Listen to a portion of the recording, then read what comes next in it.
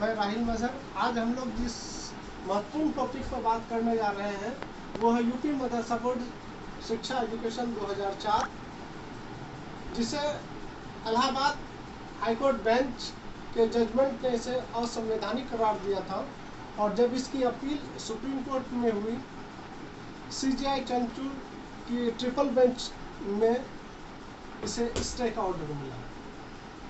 इस पूरे घटनाक्रम को आज हम लोग समझेंगे कि इस पूरे घटनाक्रम में क्या क्या चीज़ हुई। सबसे पहले UP Madrasa board of education act 2004, जिसमें अंशुमान सिंह राठौर बनाम उत्तर प्रदेश सरकार, केंद्र सरकार व अन्य में इलाहाबाद बेंच का जजमेंट, जिसमें विवेक चौधरी, जस्टिस सुभाष विद्यार्थी की बेंच ने पूरे बहस को सुनने के बाद अपना फैसला दिया कि ये act UP board of Madrasa education act 2004 असंवैधानिक है, मतलब अनकॉन्स्टिट्यूशनल। इसकी कोई भी संवैधानिक वैधता नहीं है और जो भी इन मदरसों में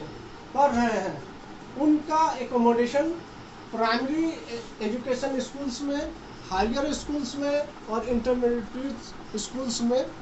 करने की व्यवस्था की जाए। अगर इसके लिए राज्य सरकार को स्कूल्स भी बनाने की ज़रूरत है तो राज्य सरकार स्कूल बनाएगी। सबसे पहले हम लोग देखते हैं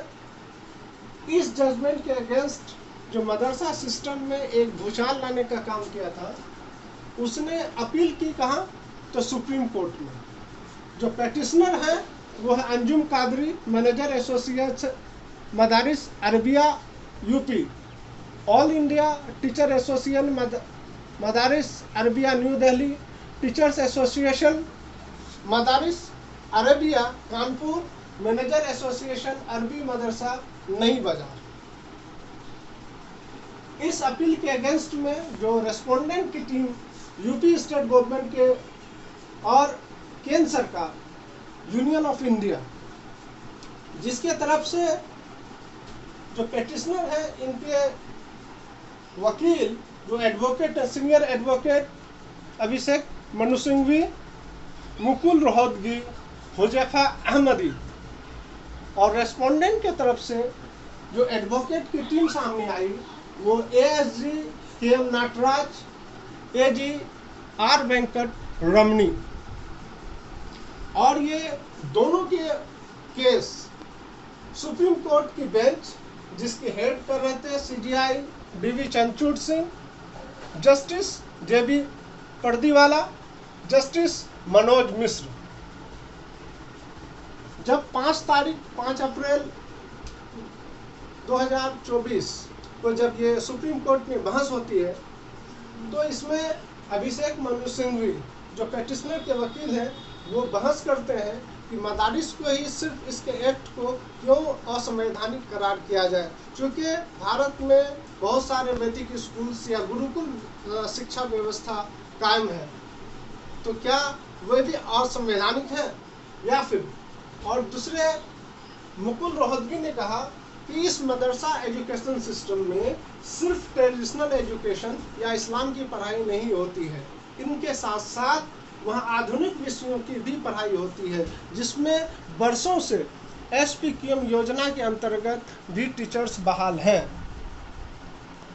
इसके बचाव पक्ष में स्टेट गवर्नमेंट के तरफ से ASG KM नटराज और AG R वेंकट रमनी ने भी बहुत जोरदार बहस करी। उन्होंने कहा कि इस एजुकेशन सिस्टम को या इस एक्ट को बहाल करने की कोई भी जरूरत नहीं है, क्योंकि स्वतंत्र शिक्षा और RT एक्ट 2009 के तहत सभी को एक समान माध्यम में और अच्छे क्वालिटी एजुकेशन भी प्रोवाइड कराई जा सकती है, तो फिर इस एक्ट की जरूरत क्या है। लेकिन CJI चंद्रचूड़ सिंह की बेंच ने सारे बहसों को, जोरदार बहसों को अच्छी तरह से सुना और उन्होंने एक फैसला दिया कि इस एक्ट जो इलाहाबाद हाईकोर्ट बेंच का जो फैसला था, इस एक्ट को उन्होंने स्टे लगा दिया मतलब कि उन्होंने इसे स्थगित कर दिया। अब इससे एक सवाल उठता है, क्या यूपी गवर्नमेंट और हेमंत विश्व शर्मा आसाम, जिन्होंने पहले भी इस तरह की मदारी सिस्टम को बंद कर एक समान, उनके बच्चों को समान स्कूलों में भर्ती करवाने की व्यवस्था की थी, इसकी सारी विशेषताओं को देखते हुए सुप्रीम कोर्ट की बेंच इसमें क्या फैसला देती है, इस पर सारे राज्यों के मदरसा बोर्ड का भविष्य और वहाँ के विद्यार्थियों और टीचर का भविष्य निर्भर करेगा।